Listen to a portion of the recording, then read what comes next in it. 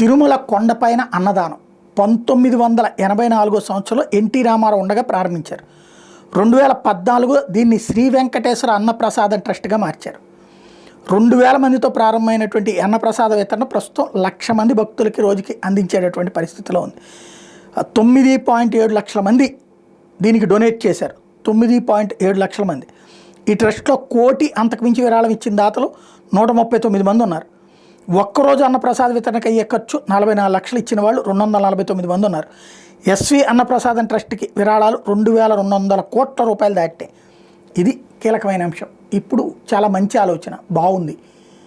ఇక్కడ కావాల్సింది ఏంటంటే అన్నదానం ఇదివరకటి రోజుల్లో టోకెన్లు ఉండే సిస్టమ్ అవన్నీ తీయడం, దాని వెనకాల జరిగిన పరిణామాలు నేను అనేకసార్లు ప్రస్తావించి, అదే కాకుండా ఈ అన్నదానం దాన్ని కొత్త ఎక్స్పాన్షన్ కావాలి.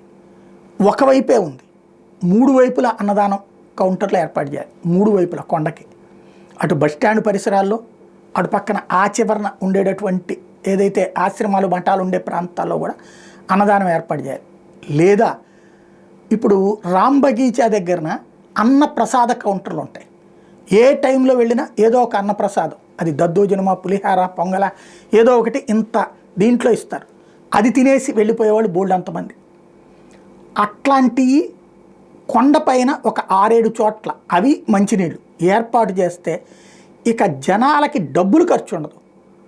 ఎక్కడో చోట తిని ప్రశాంతంగా దర్శనం చేసుకుని వెళ్ళిపోతారు. మంచినీళ్ళు, ఆహారం, ఈ 2 మరికొన్ని చోట్ల ఏర్పాటు చేయాల్సినటువంటి అవసరం ఉంది.